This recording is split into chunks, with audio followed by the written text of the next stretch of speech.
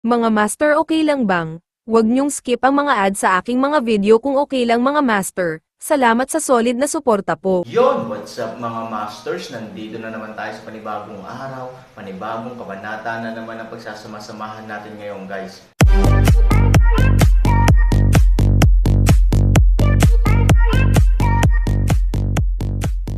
Bali mga masters, kung bago ka pa lang po sa aking YouTube channel, please click the subscribe button, lalong-lalo na po yung notification bell guys, para maging connected pa rin tayo sa isa't isa at maging updated kayo sa mga susunod ko pang video.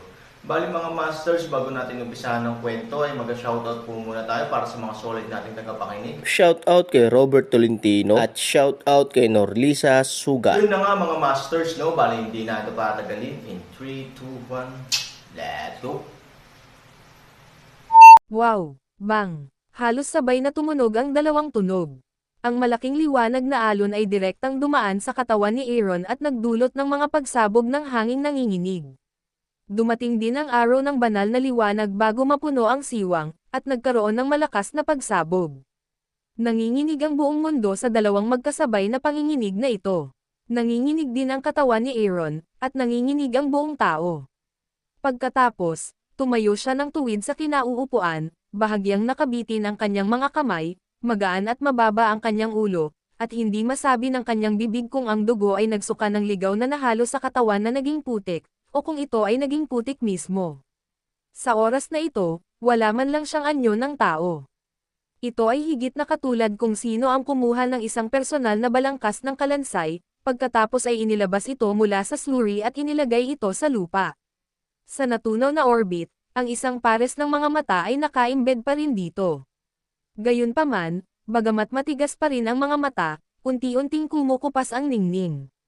Poof! Bigla na lang, hindi na puno ng itim na dugo ang bibig niya, at nagsuka siya ng may kakaibang pinaghalong likido. Ang susunod na segundo, ang katawan ni Aaron ay mahina at mahuhulog pasulong. Kung hindi siya naglabas ng Jade Sword, natatakot ako na tuluyan na siyang bumagsak sa lupa. Pero kahit may hawak kang espada, hindi mo ginagamit ang iyong mga kamay. Ito ay mas katulad ng paggamit ng iyong baywang at mga kamay ng magkasama. Hindi dahil halos matuno ang laman ng kamay niya at hindi makahawak ng espada, kundi dahil malapit nang mamatay ang katawan niya. Matapos dumaan ang gininto ang alon sa kanyang katawan, hindi lamang ganap na pinatay ni Aaron ang kanyang mababaw na katawan, ngunit ginawa ring walang kabuluhan ang pagkumpuni ng 5 elementong banal na bato, kundi pati na rin ang kanyang mga panloob na organo sa panahong ito.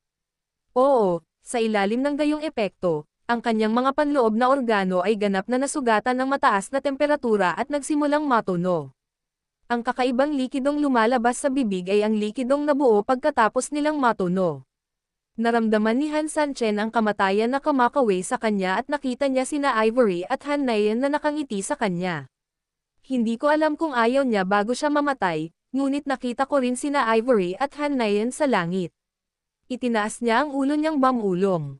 Ang banal na liwanag ay sumasabog, at ang malaking apoy, na may kulay ube na kuryente ng gulong ng buwan, ay galit na nilalamon ang 8 bilog sa hangin. Ngunit saglit lang, nawala ang apoy, natapos ang kulay ube na kuryente, at nanambalik ang dating kalmado sa kalangitan, ngunit ang 8 siwang ay nakasabit pa rin sa hangin, at kahit na tila naroon ang pagbuo ng ika-9. Ang Aaron ay medyo desperado. Ang kanyang huling hininga ay halos kalahating maluwag.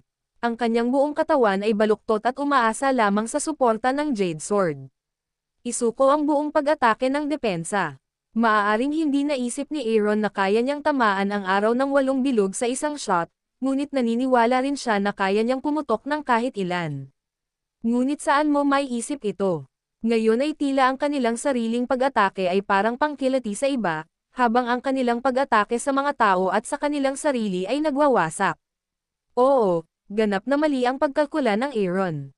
Masyado niyang pinahahalagahan ang pag-atake ng iba at minamaliit ang kanyang sarili. O masasabing napakalaki ng agwat ng lakas sa pagitan ng dalawa na hindi maisip ng Aaron, kaya iba ang magiging wakas sa naisip. Hindi mo ba naiisip? Ang tinig ay lumitaw sa oras, puno ng malalim na pangungutya at paghamak. Gusto mong makipaglaro sa akin? Alam mo ba kung gaano karaming tao sa Sun Moon Lake ang minsang nag-iisip na katulad mo? Bagaman alam kong hindi ako makakalaban, at least makakabawi ako ng kaunting dignidad sa pamamagitan ng pagpatay sa 800 kalaban sa ganitong paraan. Ngunit sa kasamaang palad, ang dignidad ay palaging binabawi ng iyong sariling kakayahan. Ikaw ay nag-aaksaya at basura ay hindi karapat-dapat dito. Naiintindihan mo ba? Hindi nagsalita si Aaron, at puno ng pait ang kanyang mukha. The King of Hell dare not accept you. Hehe. It sounds very domineering. Unfortunately, domineering without strength will only become ridiculous. Go, kung mayroon kang ibang buhay, maging mute. Kung hindi mo ako nasaktan, sa katunayan, maaari kang maging aking Dharma Protector sa Ritan. Bakit dumating sa isang miserableng wakas ngayon? Kalimutan mo na, sayang laway ka patay na tao. Makakahinga ka. Kasabay nito ay biglang umihip ng mabagal ang simoy ng hangin. Ang hangin ay napakaliwanag at malamig, tulad ng hangin sa tagsibol sa tanghali. Napakakomportable ng mga taong humihipan, at pumikit pa para tahimik na mag-enjoy.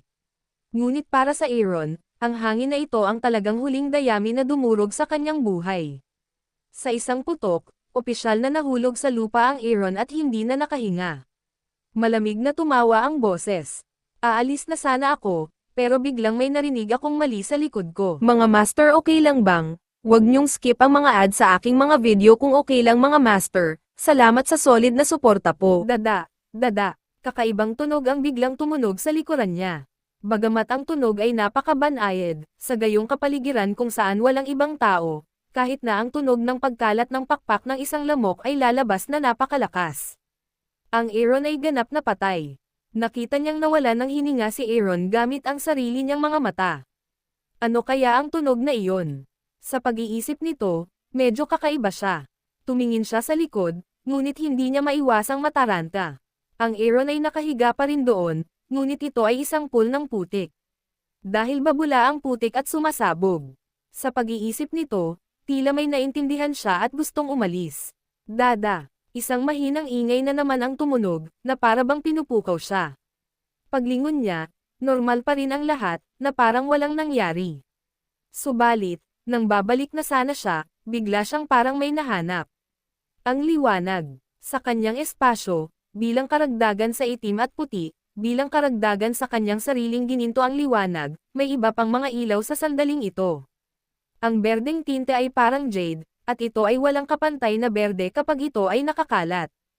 Paano magkakaroon ng liwanag sa sarili mong espasyo? Nagtataka siya, ngunit nang iangat niya ang kanyang mga mata, nakita niya ang mga berdeng ilaw na ito na bumabagsak mula sa langit at naanod sa lupa. Anong nangyari? Nagtaka siya, pero hindi nagtagal, mas natarante siya.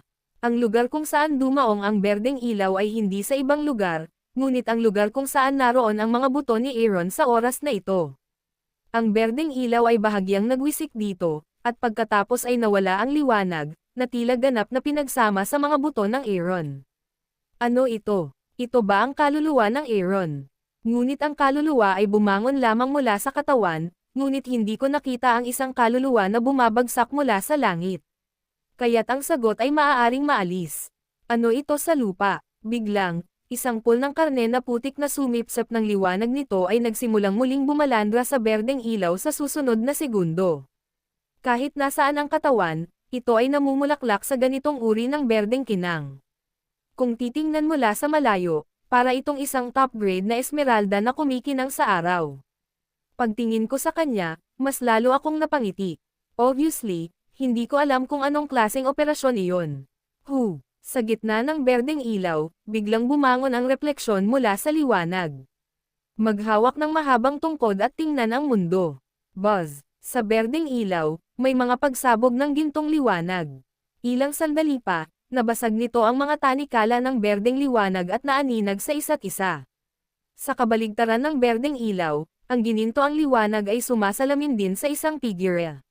Bahagya siyang nagmumuni-muni at pinagdikit ang mga kamay. Ipikit ang iyong mga mata, ngunit tila napakalakas. Anong ibig mong sabihin? Mas lalo siyang nataranta, at hindi man lang napigil ang gumawa ng ingay sa sandaling ito. Walang sumagot sa kanya, pero parang may sumasagot sa kanya. Sa sandaling kakatunog pa lang niya, biglang nagsabay-sabay ang berdeng ilaw at ang gintong liwanag. Masikip at maliwanag. Sa Aaron bilang sentrong punto, ang ginto at jade na ilaw ay kumislap sa buong mundo. Sa isang ulirat, tila naaninag ang isang figure sa hangin. Sa pagtanggap sa liwanag na ito, hindi ko maiwasang takpan ang kanyang mga mata at iwasan ang kanyang gilid. Gulo-gulo. Sa putik ng karne, isang maliit na bagay ang gumagalaw na parang manok bago masira ang shell nito. Sa wakas, naghukay siya ng isang butas at pagkatapos ay lumipad sa langit. Ho! Ilang tawag ng unggoy, at saka kumurap sa lumilipad na bagay, ito pala ay isang unggoy na nagkakamot ng tenga at pisngi. Lumiko siya ng ilang beses sa pagtake-off, at pagkatapos ay mabilis na nahulog patungo. Sa mga buto ng Aaron, pop, nahulog ang unggoy at nabasag, kasabay nito, nagsaboy din ito ng karne, putik at buto ng Aaron. Grabe sa eksena, ang walang laman na figure sa hangin ay halatang medyo kalokohan, ngunit ito ay nakatago muli pagkatapos na ito ay matatag, biglang nagsimulang pumigas sa lupa ang putik ng karne na nagkalat ng banggaan, parang isang maliit na kuhol. Gayunpaman, sa oras na ito, ang mga tao sa himpapawid ay natigilan nang malaman na ang mga bagay na ito ay dahan-daang lumilipat patungo sa orihinal na sentro, ang ilan sa kanila ay nakasalubong lang sa gilid at pagkatapos ay dahan-daang nagsama-sama, habang ang iba ay nagkita muli sa pinakasentro na lugar. Tila ginampanan nila ang kani-kanilang tungkulin, ngunit hindi nila alam ang kanilang ginagawa, ngunit ang oras ay magdadala ng mga sagot sa sinuman. Ang mga ito ay unti-unting nahuhulog sa isang hugis ng tao, na may pagsasanib ng mga gilid na parang mga kamay at ang pagkakasabay ng gitna ay parang mga katawan. Ito, sa langit, isang biglang nagulat na boses din ang tumunog sa isang iglap. Storytelling channel sa YouTube. Paano ito nangyari? Ano ito? Gayunpaman, ang kanyang sorpresa at pagkamangha ay hindi nagbago sa kakanyahan ng anuman. Masayang masaya, ang bagay na nakondensed sa hugis ng tao ay biglang natatakpan ng jade light. Mula sa malayo, ito ay parang isang jade na tao na inukit ni Tia Ingong, na nakahiga doon na parang buhay. Ano ba? Mahirap ba? Mahirap bang gawan ka ng jade? Kaya mo bang mag-condense ulit? Kahit ma-reconstitute ka, kaya kitang sirain ulit. Nang bumagsak ang mga salita, 8 siwang ang biglang lumitaw muli sa kalangitan, tulad ng 8 suns. Pagkatapos, sa mahinang putok, isang malaking alon ng liwanag ang biglang tumama. Wow! Inatake muli ng light wave ang Jade Man sa lupa, ngunit, hindi tulad ng dati, sa pag-atake ng light wave sa Jade Man, noong una siyang makipag-ugnayan, biglang nagsindi ang Jade Man ng golden light barrier sa kanyang katawan, at agad na hinarangan ang kanyang ilaw, kumaway. Sa sumunod na segundo, biglang tumalbog ang gintong liwanag, at may kakaibang nangyari. Bang! Ang liwanag na alon ay na-deadlock lamang sa gininto ang liwanag ng wala pang 1 segundo, at pagkatapos ay diretso itong tumalbog palabas na parang kinunan ito sa salamin. Wow! Ang mga magagaan na alon ay tumama sa 8 siwang sa kalangitan sa kabaligtaran. Ang 8 siwang ay nanginginig ng husto, at nakarinig ako ng mahinang ugong sa kalagitnaan ng hangin. Poof! Paano? Ang hindi tunay na figure ay hindi komportable, at sa isang hindi kapani-paniwalang magagaan na inumin, ang figure ay sa wakas ay lumitaw bilang isang buo dahil sa pinsala. Ang atake ko ay, mare-rebound. Ano ba yan? Malinaw, walang magsasabi sa kanya ng sagot, ngunit sa madaling salita, may nagsasabi dito ng sagot. Sa ilalim ng proteksyon ng gininto ang liwanag, ang Jade Chi sa katawan ng Jade Man ay nagpapailaw sa liwanag nito. Sa una, ito ay madilim na berde lamang, ngunit ito ay nagiging berde at mas nakakasilaw. Hanggang sa ilang saglit, sumabog na ang malawak na berde, at kinulayan pa ng berde ang buong mundo. Bagamat walang divine power o pressure ang green light at Jade Spirit, hindi ko maiwasang malungkot kapag nakikita ko ang berdeng kalangitan. Hindi ako natatakot na lumaban ng diretso. Natatakot ako sa ganitong kamao na kamakaway sa harap mo at hindi ko alam kung kailan ako lalaban. Bigla, sa berdeng ilaw, bigla siyang nakarinig ng mga ingay. Napakalakas ng tunog ngunit napakapresko. Mahirap ilarawan ang tunog na iyon. Ngunit kung kailangan mong maghanap ng paraan upang ilarawan ito, ang tunog ng sirang shell ng manok ay marahil ang pinakaangkop. Ngunit narito, nasaan ang manok? Saan mo nakuha ang sirang shell? Biglang natigilan ang mga mata ng figure, At ang sumunod na segundo ay parang matalim na palaso na direktang nakadirekta sa Jade Man. Oo nga, ang Jade Man ay biglang nagsimulang mahulog sa buong paligid, at ang mga piraso ng Jade ay patuloy na nahulog mula sa itaas, at ang mga nahuhulog na piraso ng Jade ay hindi na natili sa lugar. Ang kanilang mga katawan ay nagbago sa Jade na tubig, at pagkatapos ay dahan-daang napunta sa Jade Man. Kung mas malakas ang tunog, mas maraming piraso ng Jade ang mahuhulog.